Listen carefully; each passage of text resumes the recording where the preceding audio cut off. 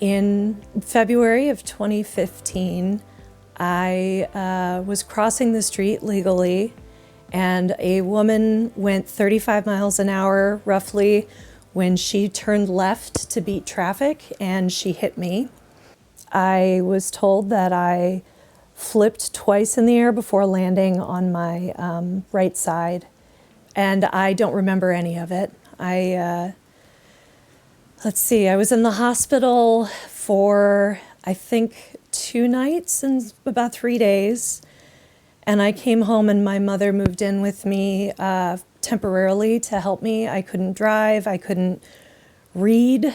I could see words, but I couldn't retain because it was so hard to see them.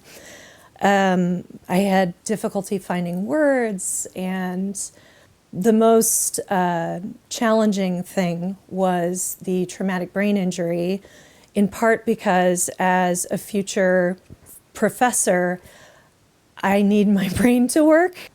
I went to get cognitive testing, and a week or two after that, we went back in to get the results, and that's when I finally understood that there was something wrong with me. But the way that the man who told me the test results described it to me, he told me, yeah, you know, you'll have a headache for a while, take a month off of school, take some Ritalin, you'll be fine.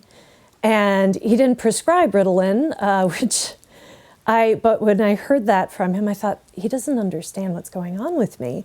And it's like being stuck inside yourself, because I'm a person who loves words, I love language, I love communicating, and I couldn't go from this self-protective impulse to processing what I was feeling, to figuring out how to communicate it, and then to say it to him. I couldn't do that.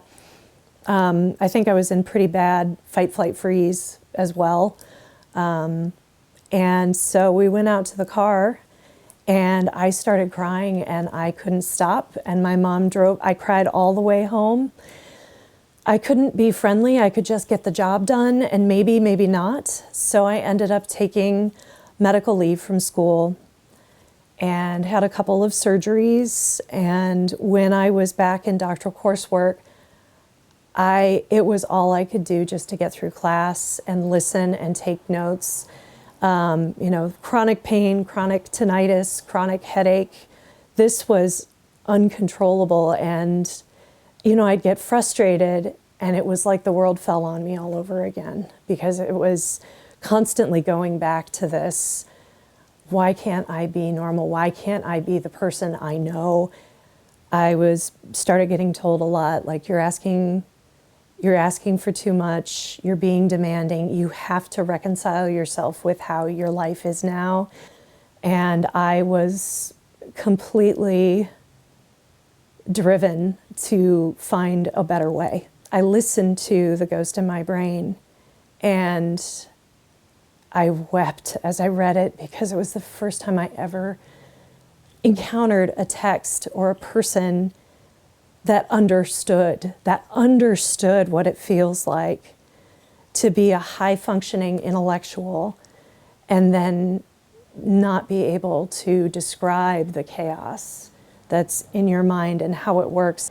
And I listened to the 2 forewords, one by Zelinsky and one by Donnelly Marcus, and I had to go. It took me several months to figure out who would send me there, but I went, and I'm so glad I did. I'm so glad.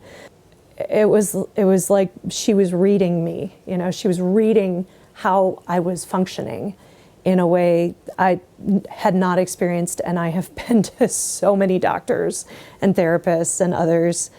And as soon as she put those lenses on me, I looked at her and I said, I like myself now. What did you do? And she explained to me, well, here are these different functions of your brain, and this is disconnected from this, and this is disconnected from this, and that's why you're having trouble being who you are. It was like I was regrowing back into myself. It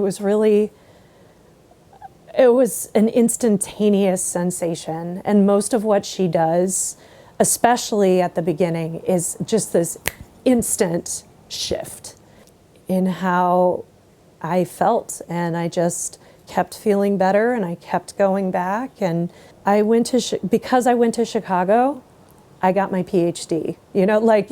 It's very clear to me that the dissertation process, which is really hard anyway, it would have been impossible, and I would have been a total mess because I didn't know what to do with my life. I've done so much to build this life that I love, this life that's based on my interests and my passions and my artistic identity. No one else that I have ever known as a medical professional would ever know how to do what she did. Dr. Zielinski was like the keystone, and if I hadn't seen her, I don't want to know what I would be doing right now, because it would not be this. Going to Mind Eye Institute is the reason why I get to have the career that I've wanted for so long, that I get to do the work that is most meaningful to me and most edifying and makes me happy, and I get to have a happy life.